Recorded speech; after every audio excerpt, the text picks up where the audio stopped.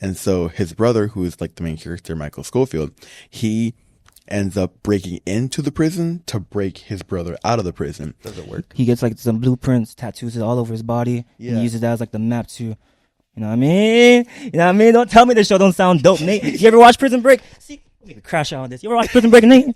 No, I already said All it. right, Damn, bro. all right. Maybe you need to watch Prison Break then. You gotta entice me. And I spent a year in Oregon. Oregon. Yeah, my first grade year there. And then we just missed the family, so we went back to Guam. So that was my first experience in the States. Do you know why Oregon out of... Is it because of the trail? Yeah, her former husband was a... Okay. This is, You don't want to get all tucked in? you know what? Just because you said that. Jayden, do you mind? Shawty, I don't... Mine. If you dance on a... Shh. You copyrighted? We don't get paid. It's fine. Do you copyright? We'll get copyright, but we're not losing anything. Not demonetizing? No, not yet. All right. Well, yo, what's up, y'all? It's your boy James. It's your boy pseudo Karl for the day. Actually, it's Nate, and we got a very special guest today. We have a very special guest. We have two guests, technically. One is a little bit more special than the other, but that's just because he's never been on here before. And we have Jayton Gray. What's poppin'? What's going on, man? What's going on, gang? How's it going? It's going. It's going. It's going. Yeah. How's your trip back over to the East Coast been for you? It's been fun. I missed it a lot. That's good. That's good. I also just want to preface, Karl wasn't able to make it today, so I'm filling in. No, we kicked him out of the podcast. Bye. It's officially the James and Nate and Jayden podcast, featured by Caitlin and Gabby. What's up, guys? Hey guys, you might not be able to see them, but they're there. But yeah, Karl is actually in Virginia Beach right now, so it's just going to be us today. But he's here in spirit. I probably just gave myself a lot of work for putting him in spirit right here. But yeah, man. So hey, just wanted to talk about a couple things. It's pretty late right now. It's like, what time is it? 12 p.m. And we just finished. Wait a minute. You mean 12 a.m.? No, it's 11:12 p.m. Now it's 11:13 p.m. Yeah. Oh, 11:12, not 11 or 12. I see. Yeah, My bad. Okay. it is your bad. Okay. I should feel very bad. All right, man. Keep going. I don't want to anymore. So me and Nate, and Jayden, and I mean all of us, we just finished coming back from something called the Untitled Collective Workshop. It's not called the Untitled Collective Workshop. The organization is called the Untitled Collective, but me and Nate hosted a workshop today, and Jayden came from San Diego. So before we even go into anything, Jen, I want you to talk a little bit about yourself, so then it can give me some time to figure out what the hell we're going to talk about right now. Yeah. I mean, I'm from born and raised in Guam, the island of Guam. I lived a, very different lifestyle than most. I always kept a constant in my life since I was about middle school, which was dance. And I don't know. You got to be around me to find out. We might find some stuff out today. When did you come from Guam to America? So actually, I was born and raised in Guam, and then I spent a year in Oregon. Yeah, my first grade year there, and then we just missed the family, so we went back to Guam. So that was my first experience in the States. Do you know why Oregon out of... Is it because of the trail? Yeah, her former husband was a military, so that's where, I think it was like, I forgot what it was, but that's where they were stationed. And he actually quit the military there, and then that's another reason why we went back home from Guam. Okay, gotcha. I wanted to ask, what's in Oregon? I don't really hear anything about Oregon. It's probably like bases and stuff. Nice. I mean, it's cool. It's cool weather, a lot of mountains, a lot of good hiking areas. I didn't really get to experience that when I was there, but that's what they tell me. I was first grade. I didn't really have the wherewithal to remember. Were you aware you were in Oregon? Or Yeah. And, like, I remember like some birthdays there. I remember some friends there. Right. I remember the snow and everything, which we obviously don't have in Guam. So yeah, significant memory. Snow in Guam. You guys don't have snow in Guam. Guam is very humid, correct? Yeah, we're right on the equator. Gotcha. Hottest. Yeah. I wonder what it's like to be in Guam. I remember seeing a dance video with Karl in it, and he was outside, and the scenery he was in looked like it was from a movie. It looked like he was from Jurassic Park. Like, it just looked very cool, and I'm just like, we don't have that in Virginia Beach or Richmond or anything like that. But yeah, it's beautiful. The slogan is like, we live where people vacation. The Guam's official slogan is America's Day begins, because we're like a couple hours ahead of the U.S. Pretty cool. Do you miss it? Yeah, for sure. But at the same time, like, it's easy to cap out. It's easy to freaking, like, find something you really like and work at it and be able to, like, excel at it in Guam in, like, a certain level. But I wanted to do more. I wasn't comfortable getting in the cycle of, meeting someone, having a family, getting a regular job there, and now your whole life is on this little 13 by 40 rock. I know that a lot of people call home, and it is home. But at the same time, it's like I just couldn't be stuck there anyway. Wanted to do more. Dang, well, hey, welcome to. Is it weird to say welcome to America? Like, it's not like he's been like you're not like new here. You've been here for a pretty long time. Yeah. But it's good to have you back in Virginia. It's good to be back. Yeah, you want to kind of just come over your experience the last couple of days with just like having a very full circle moment with not being here for more than 10 years, and then all of a sudden just to be back to be a part of the workshop. Yeah, I mean, to put into context, I moved here summer 2012 and summer 2013. I went back to Guam, and then 2.5 years after that, I went to San Diego, where I'm currently at, and I've been there for like 9 years now. So it's definitely a full circle. I kept up with all my Virginia friends through like social media and stuff. Kind of kept up with each other, and it was just right time, right place. The opportunity just fit, and I think those are very special moments. You can't take it for granted, so I really just took everything in from just my first day, kicking it with Nate, Friday, working today, the actual product that, we work to produce, they work to make come alive. So it was good. I saw people for the first time I haven't seen in years. I didn't even think they remembered me. I thought it was just like I just saw them in passing, but no, it was cool. It was really cool catching up with everyone. Mad love. That's great, man. Like, can I just say that from when we were kids in high school, watching you where you're at now, I'm just so proud and impressed to see how much you've progressed with not just like your craft, but just where you are in life. Like, super proud of you, man. I appreciate that, bro. Yeah, for sure, bro. I appreciate it. I really do it for home, and I do it for, the people that I met along the way. And I just want to do that to make my homies proud. I remember when we were trying to figure out the teachers for the workshop, we were like, okay, man, all right, who are some really dope choreographers that we really want people to learn from? All right, all of us, if we got to do Marbian's sick. Okay. We'd be idiots if we didn't throw Jalika in the mix. Because, yeah, she dope. Yeah, Jalika, Marbian, they're both OG. Can we just talk about like Marbian and Jalika before we get into Jayton for a second? Yeah. Oh yeah, of course. Like, I feel like they deserve some roses as well, just because the amount of effort that went into it didn't have to be reciprocated by them by any means, right?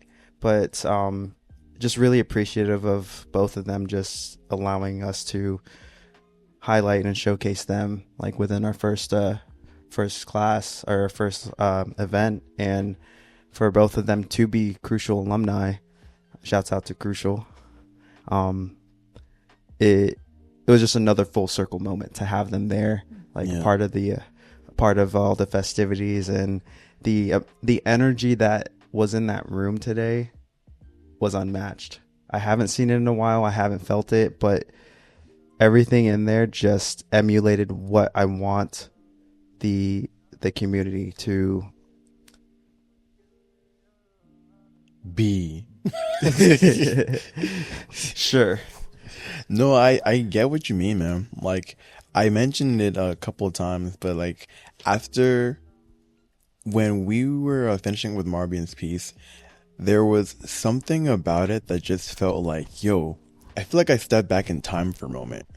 Like, yo, this kind of reminds me of like Kodachrome, or reminds me of like those Crucial community classes where we have like 30 people just all in a big studio, you know, dancing, and like it was really cool. It was really fun, and unfortunately I couldn't dance with you guys because I was behind the camera the whole time. But I was kind of jealous, man. I was like, bro, I really wish I could be dancing with you guys, but you know, it's a sacrifice got to make.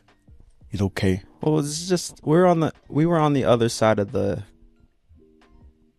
fence, I guess, like in the aspect of a dance class. Like normally we're in front of the mirror behind the choreographer, but today, you know, being in the places that we decided to put ourselves today dynamically was just a different experience, and I wouldn't trade today for anything. Like today was such a blessing. That's And true. it was bittersweet to not be able to take the class, but being able to help facilitate others to be able to take the same classes, like that's a check mark for me for sure. So but to get back to Jayton though, yo, when we were going through the teachers, Nate was like, bro, I got the perfect person legit in mind. I was like, Yeah. all right, who? Bro, trust me, like he's awesome. He's really cool. He sells bambasubi and he dances with Koryo cookies. And I was like, oh man, You know somebody like that? that's a good selling point. You know? Good sell, good sell. Yeah, we got to talk to him. Right. And then boom, Jayden was born. Born. Or at least that's when I was actually like, you know, you came into my life. So yeah, man. The conversation too, when we actually started to pull the strings and get everybody scheduled and everything. When I called him up, it was such a nonchalant conversation, and I actually hadn't been on the phone. We hadn't talked in a couple years, actually. Yeah. It's been a little bit, but we pretty much just picked right up where our relationship was. It never degraded, and even like being able to spend time with you over the last like couple days, it's kind of it kind of shows, and it permeates through just how like the dynamic's been since you've been here. It hasn't really skipped a beat. No, not at all. So yeah, when we were on the phone, Jan's like, yeah, that sounds like a great idea. When's the workshop? It was like a very like chill conversation. There wasn't any like BS. There wasn't any hesitation. It was just like insta. Let's do it. Yeah.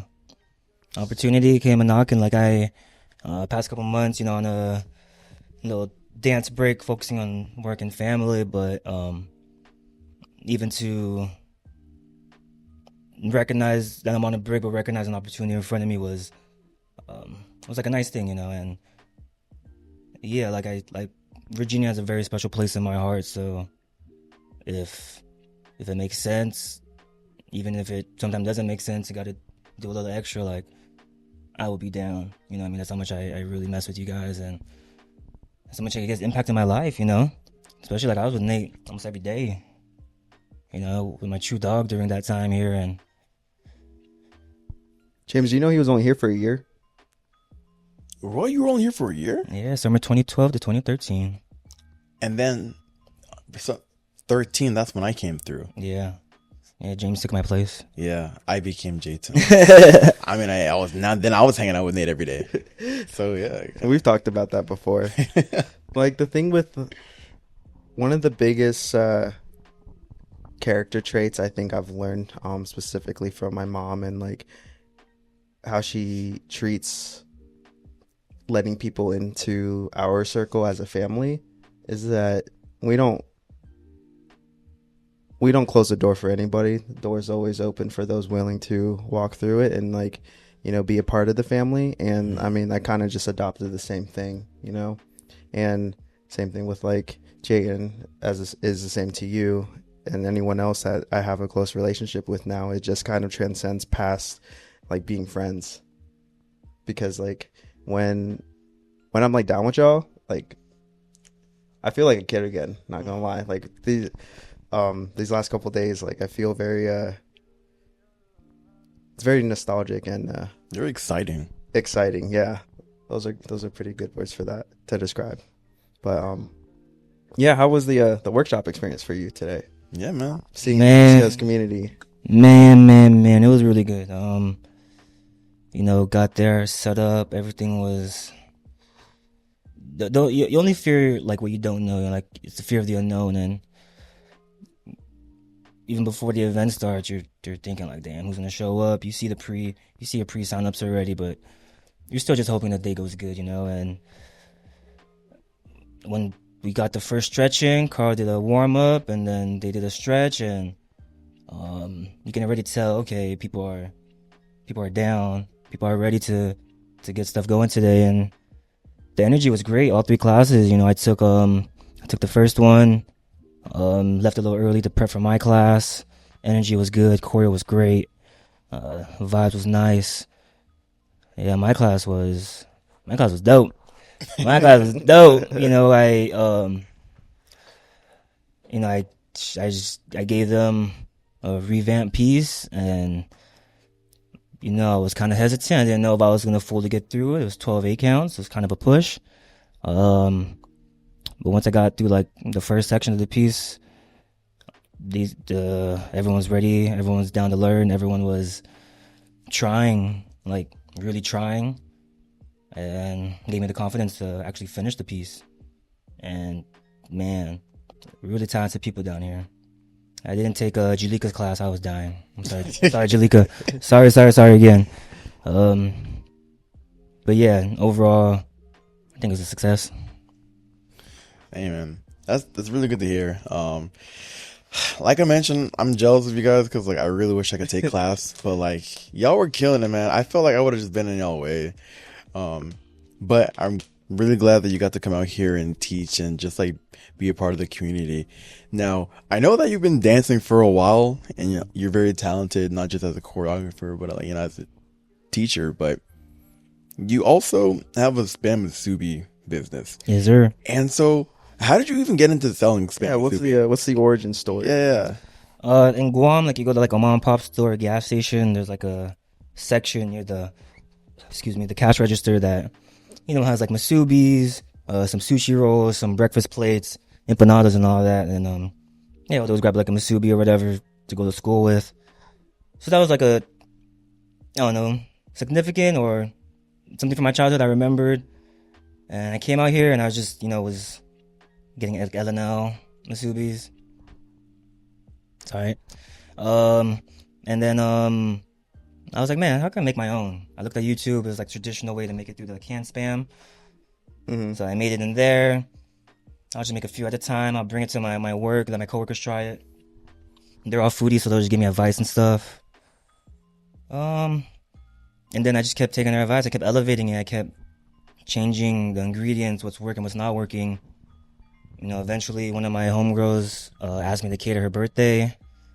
My first order, I just gave her a price. She paid, and that was it. I started to look into it as like more of a business since then, and still a way to like provide a service or something for someone. You know, I'm a big dancer, and all those dance events, they rarely have like food vendors, good food vendors at that. So that was like kind of my target. Was like, all right, I could do this. I could apply, sell at dance competitions, sell at local markets, and that's kind of been doing good. Yo, I remember when we were, so here's the thing. Before the workshop, we were sweatshopping like crazy. Like it was basically like Temu, like at the Airbnb. Like we're just making a whole bunch of clothes. Like the hoodies that we have today, you know, like we made this, you know, took us like, I think it was like 5-6 hours straight. Yeah. That. But then the next day, Jayden started making the spam musubi in the morning. And I remember I was having a conversation with you, or I'm not sure if it was earlier today or if it was yesterday, but we were talking about spam musubi. And you were mentioning how, oh, like, yeah, you sold spam musubi in different dance like workshops and different things and dance events. And then I don't know how we got into it, but then you mentioned that you sold spam musubi to Melvin Tim Tim. Yeah.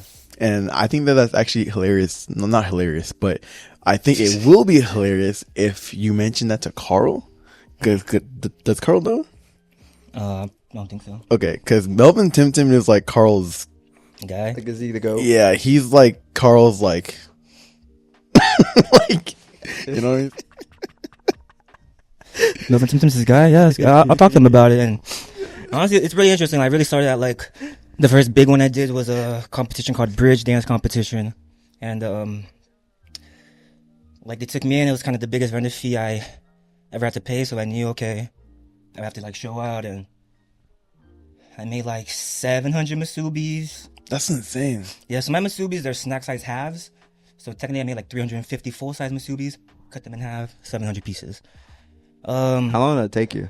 It takes me, like 2 days. Like, are you just... Do like 2 days before the event. I'm able to refrigerate them, keep them at a cold temperature. And some of them actually, like, keep them at a cold temperature and then, pack them up, bring them up. And I have a heater, a steam heater that gets them basically like new. So are you just making musubi for 2 days straight? Or is it like... Yeah, like, either like I will request 2 days off of work and... Oh, it's like that. Like, like full 8-hour shift. Like 12-hour shifts maybe, you know, like...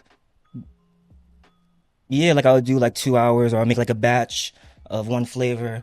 She'll do something, make another batch, you know. Mm. Yeah, it's like a process. I've been doing this for like going on 3 years now. So... Dang. There's been a lot of trial and error. There's been a lot of times I thought I had time to mix up for an event and... It took me, I did an all-nighter and then packed up, went to the event, you know, and those days are kind of behind me now. I started with Bridge and then from there, like, they changed to Resurgence, called Resurgence now. I got to sell the Ultimate Brawl, that was the next one. From there, I got to meet people from HHI and World of Dance and me and HHI have been trying to work together, but all their venues don't allow food vendors, so... Until that changes, HHI, come on, man. No, it's one flex to like be on stage at those events. Now it's a completely another flex to just sell food. Yeah, be able to vent, be able to just walk around, check out the stuff, talk to all the dancers and stuff. And then when I see my peers there, it's like, oh shit, what's up, you know?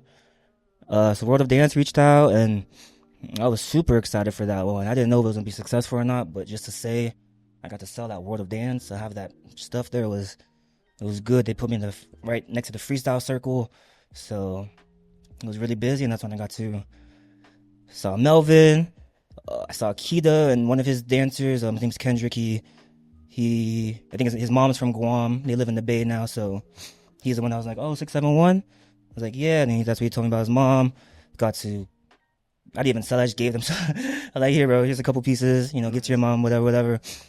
So that was cool. It's like I'm able to connect with people I look up to in like a different way. Mm-hmm.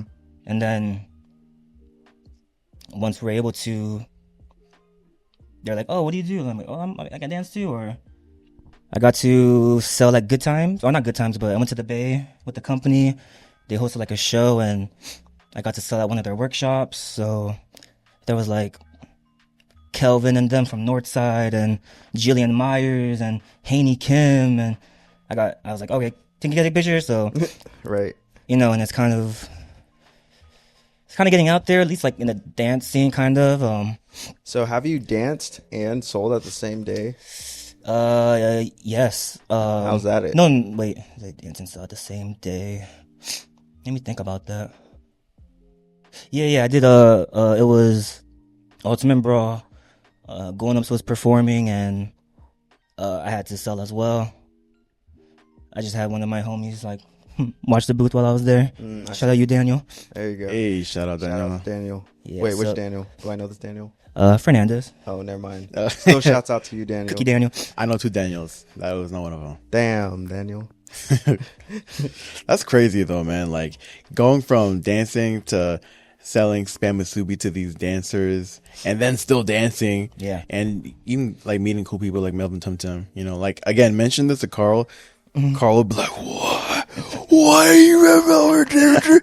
So like, I'm telling you, bro, like mention it to Karl. Karl will flip out. But yeah, man. So dancing in San Diego, how's it like being a part of Choreo Cookies? I mean, a blessing. You know, I discovered them actually when I was out here in like 2012-ish.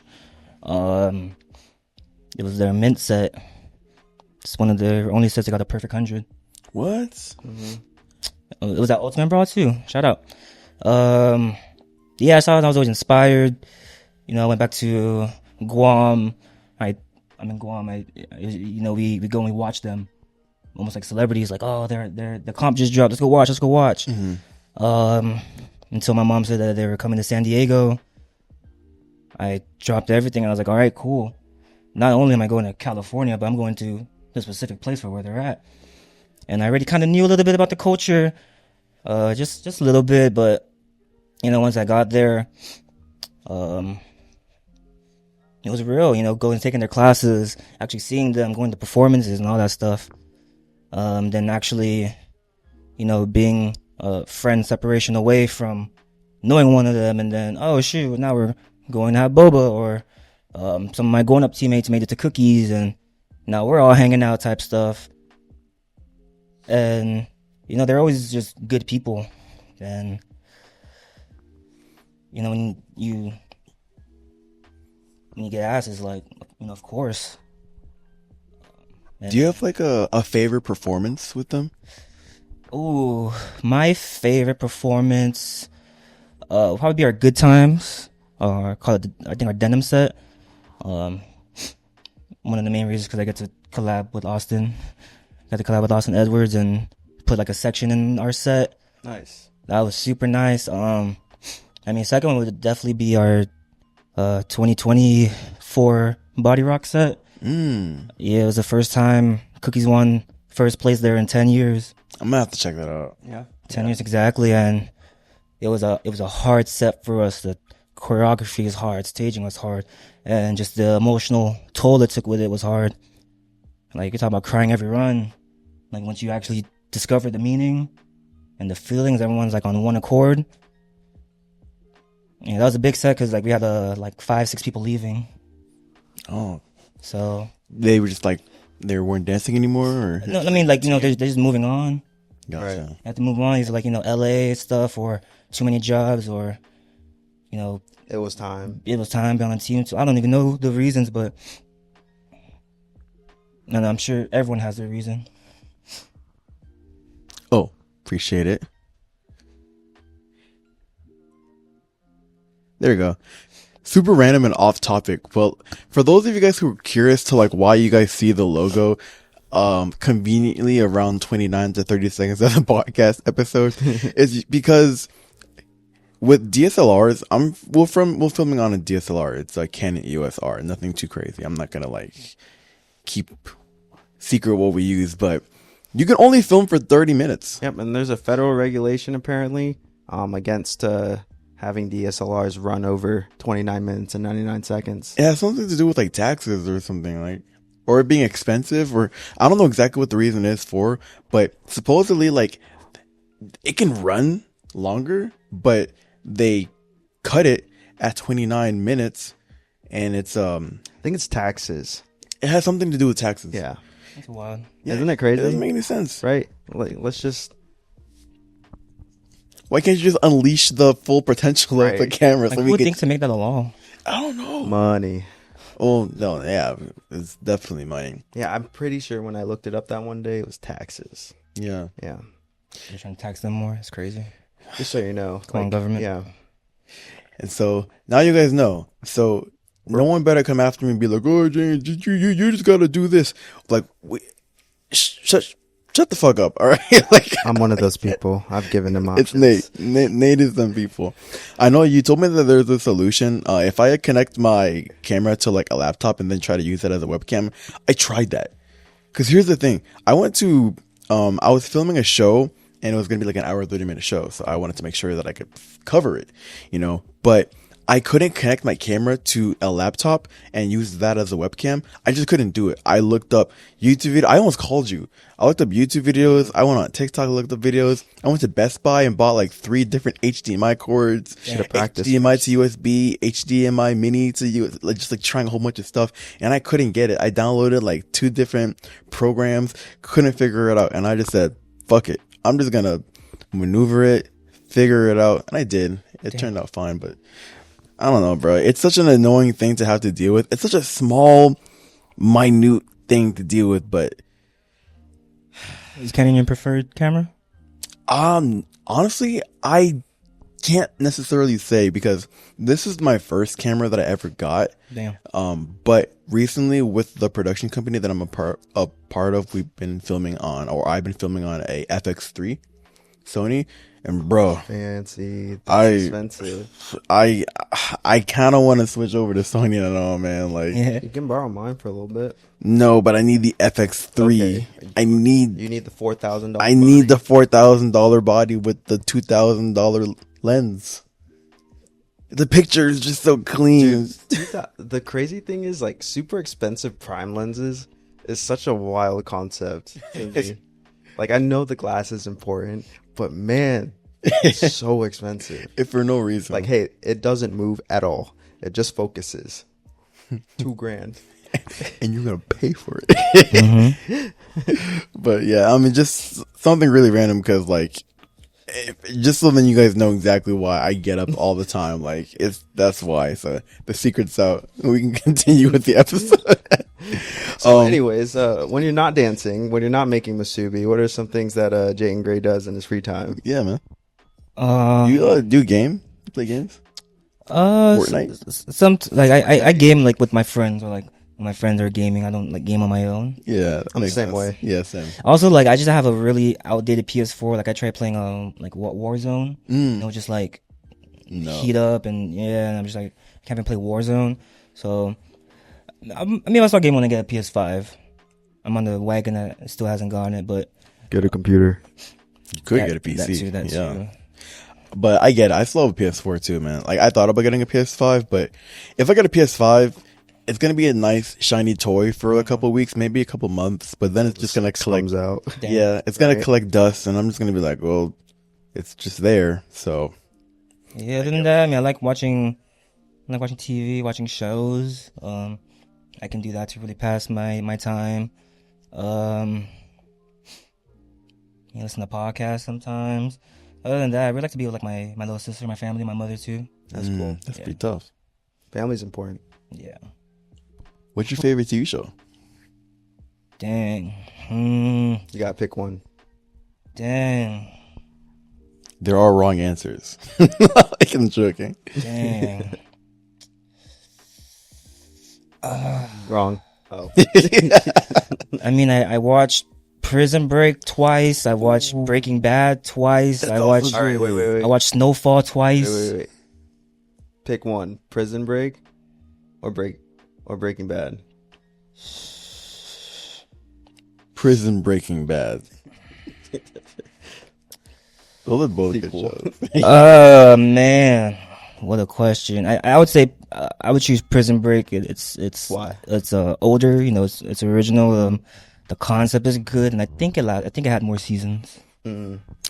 Prison Break was a pretty cool concept. My older brother used to be obsessed with it. Like, just the fact that I forgot all the character names besides Michael Scofield. Yeah, Michael Scofield. What's that one dude? Crazy guy. Oh man. I don't know, but he's I mean, I a feel like that's PDF. We don't talk very, about very that. vague for the show. No, you know No, who he is. you know You know who he know is. him for sure. I haven't. He has a fake hand and Like I everything. know of it. I haven't watched the show, so am I missing out? It's a pretty good show. You should check it out. Yeah, no, I'm not gonna get his name, but I know exactly who you're talking about. Okay. But anyways, so essentially, like, what the show is, Michael Scofield's brother gets sent to prison over, I think, like a murder or something, but Wrongfully accused. wrongfully accused for the murder. And I think he only has a certain amount of days until he is executed. And so his brother, who is like the main character, Michael Scofield, he ends up breaking into the prison to break his brother out of the prison. Does it work? He gets like some blueprints, tattoos all over his body. Yeah. And he uses that as like the map to, you know what I mean? You know what I mean? Don't tell me this show don't sound dope, Nate. You ever watch Prison Break? See, we could crash out on this. You ever watch Prison Break, Nate? No, I already said. All right, all right. Maybe we need to watch Prison Break then. You gotta entice me. I just feel like I'm getting yelled at. Listen. All right. Michael Scofield gets tatted all over the body and it looks really cool. So how do they know, or how does he get away with like it not being a map to? Because he covers it with like designs, Yeah. like that, and he's like, okay. Like it's so like it looks like just a normal tattoo, but it's actually blueprints to the entire prison. Because I think he worked at the prison while they were building it, right? I think so. There's Get the backstory. Yeah, there is some sort of backstory behind it. So essentially, he has tattoos all over his body, like from front to back and everything. And it's just like, in order for him to break his brother out, he has to like look at the tattoos to see like where he's going. Like for example, like this could be like a hallway Into the kitchen. to like the kitchen, go into another hallway, and this was like a vent that leads in, you know what I mean? Like, so it's actually a pretty interesting show. I would Does he, definitely like- recommend it. And I'm guessing there's nothing that says No. where he's at. It's not like hallway. You are here. Now you're here. The mate. concept is like he's such a genius that like he just knows, he's been studying so long, he knows where everything is. My armpit is the kitchen. I remember the name of the character. Teabag.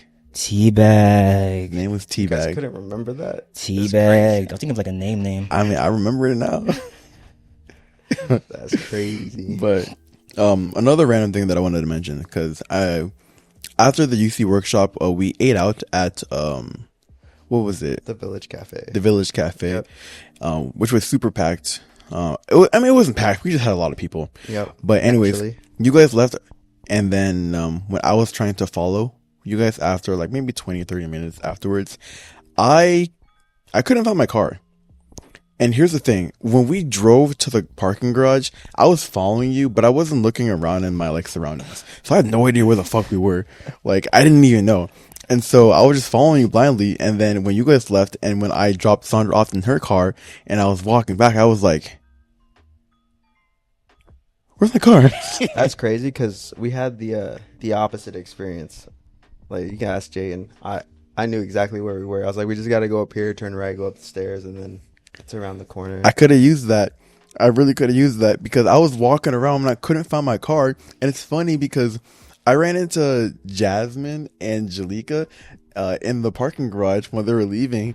And they were like, what are you doing? I'm like, I don't know where my car is. And so I told them, like, You're it's scared. fine. Did you ever have a thought that it was Like, stolen? got jacked? I didn't think so yet. I didn't jump to that conclusion yet. I'm like, it's somewhere here. It's got to be somewhere here. And so they were going to wait for me. And I was like, no, go ahead. Like, I'm good. I'll figure it out. And so I left the parking garage. And then I was crossing the street. You'll never guess who I ran into. Jalika and Jasmine. I ran into them again. And I was like, I don't know what it is. Eventually, I found it. I kind of retraced my steps. I saw some things that looked familiar. Mm-hmm. And I actually found out where my car was from walking outside. I was walking outside and I'm like, I know my car is here somewhere. And so when I was hitting the lock button, I could hear that beep. But I was outside and I'm like looking at the garage on like the floors and I'm like, it's here. I don't know how to get there, but it's there. And eventually I found my way there and I was like, Well, I'm proud. Congrats. Of you. my sense of direction is not the best. You should have just left with us. We would have gotten there faster. It's okay. I'm here now. Fair. But yeah, man. Hold on. Oh, no, we're good. I was seeing how much we had. But I don't know, man. I just wanted to say that for anyone who's watching this, especially if you went to the UC workshop, I feel very happy with how everything worked out. Me and Nate, we really worked hard on like trying to put this together, from just like getting the choreographers to getting the space to marketing. Bro, the marketing that we did, like the videos and everything, the flyers, like we really wanted it to seem like this is going to be a really fun thing. We really want you guys to be a part of it.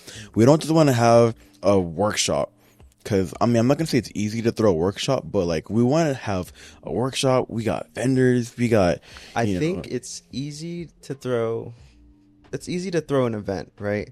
But I think it's harder to be thoughtful during the process, because and I think that's the extra step, the extra mile we took into that. And you can tell us if you agree with us or not, but I think honestly we're very mindful of like the direction and kind of the precedents we wanted to set with this first one to kind of carry into the future events, whether it is going to be a dance workshop or a another creative event, regardless of like what ecosystem it's in. Like I still want to be at the point where the thoughtfulness that we had today translates into those other things. Like I told them, they're going above and beyond for like their first event, and that usually takes like a lot of people to easily or seemingly pull off what they were trying to pull off. But then, you sit back and you see the vision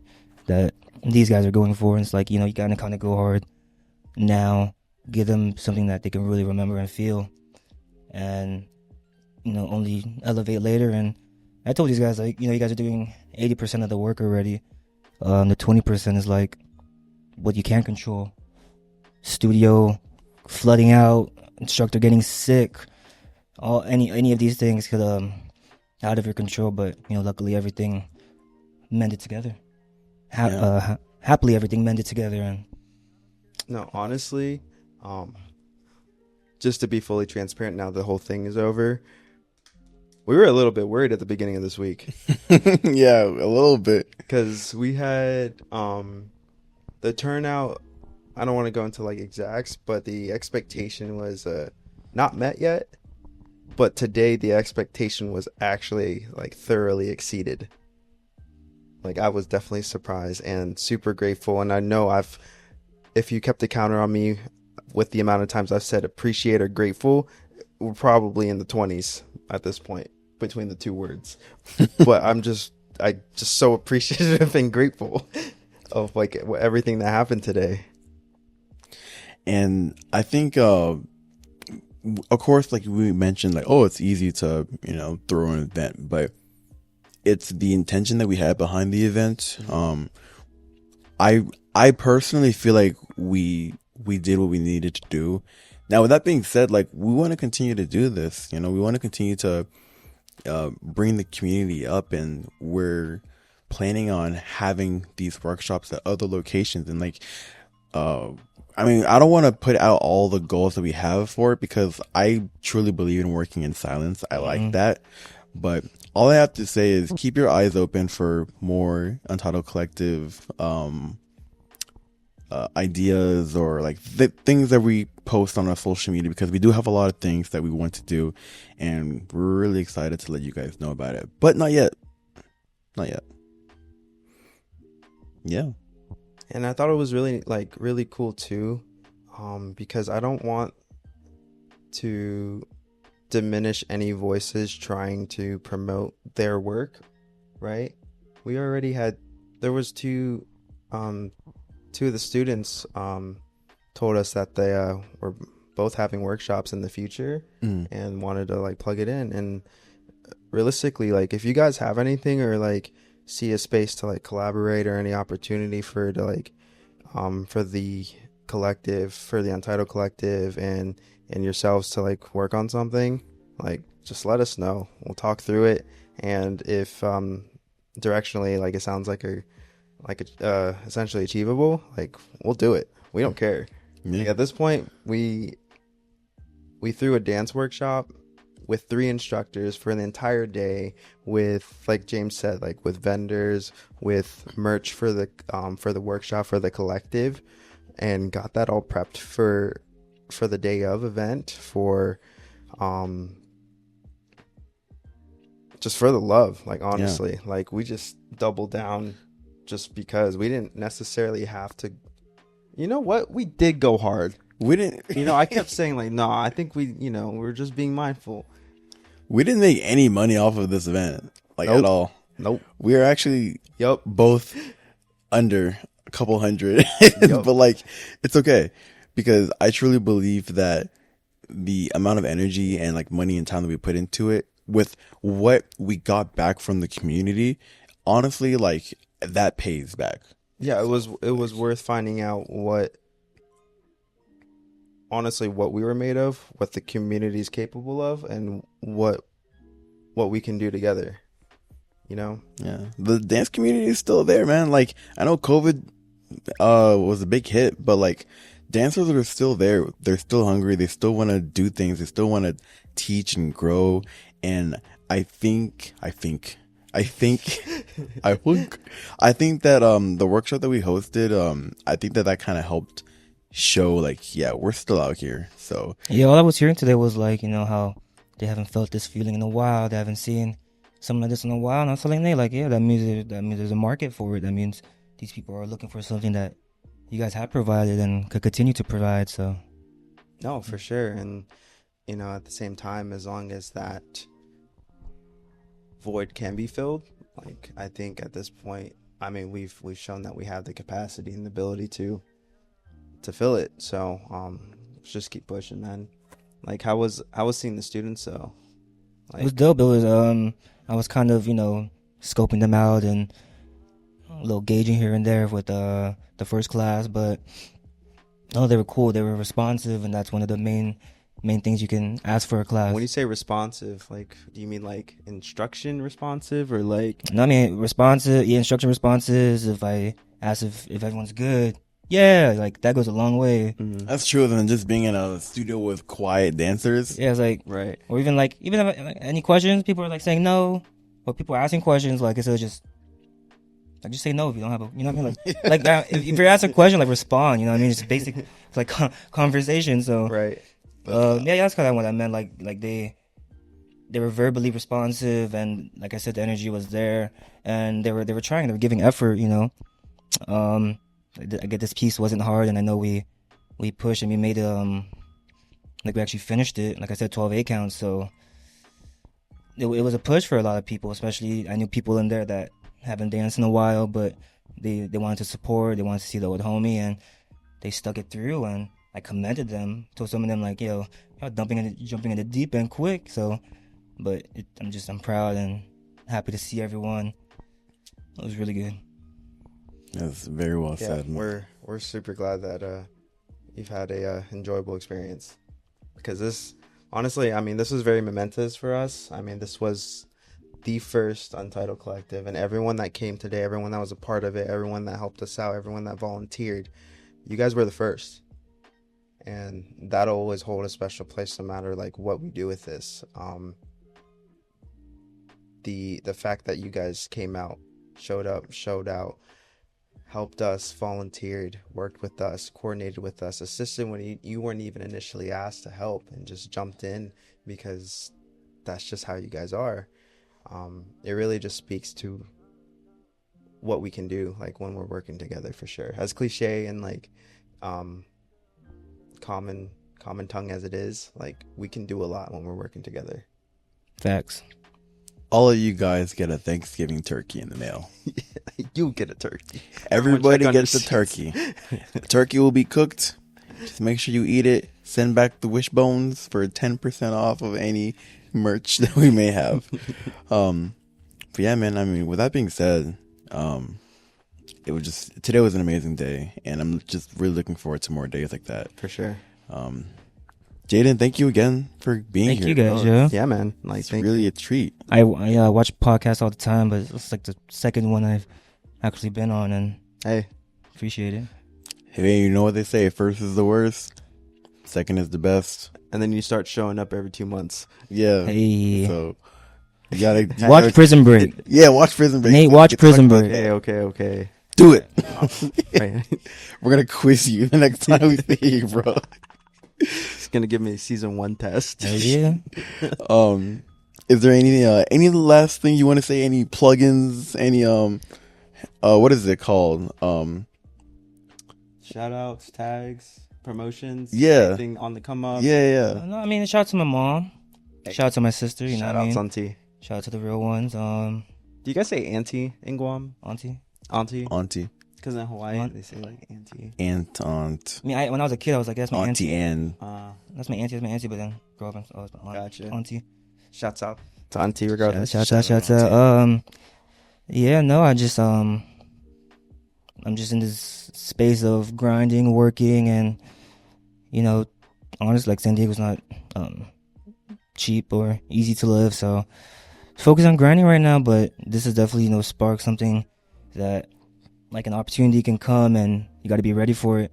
You know what I mean? I gave them all they had today, and with more preparation, you can always do more. But for sure, had a great time. No, but you did what you needed to do today. Yes, sir, ski. That's all that matters.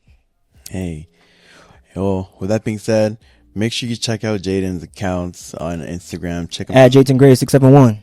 And also his Spam Masubi account. At 671 Masubi. Make sure you check out the Untitled Collective Instagram. At _ the Untitled Collective. And also you make sure you check out Aura Brand. At aurabrand.co. And make sure that you like, comment, and subscribe on this episode of the Why Not Podcast, which you can find at the Why Not Podcast. Why not? I got it. Nailed it. Yeah, man. I mean, so what we usually do is at the end of the episode, I count down, or Karl counts down. We say 3, 2, 1, and we say you're out. But I don't want to necessarily scare them, so we're gonna give like a. We're gonna do it quietly. So we're gonna do like a little year. Cool. Yeah. Ready? Should I pseudo Karl it? Yeah, you can pseudo Karl it. Right. You're on 3, 2, 1. Year. Thanks, guys. Good night, everybody. Good night, Chicago. It's actually 12:03 a.m. By the way, footage is gonna come out pretty soon. It's probably gonna come out before this episode, but keep your eyes open for that. Bang. What are you trying to say about the UC against the podcast? Blood. Good night, y'all. Chicago.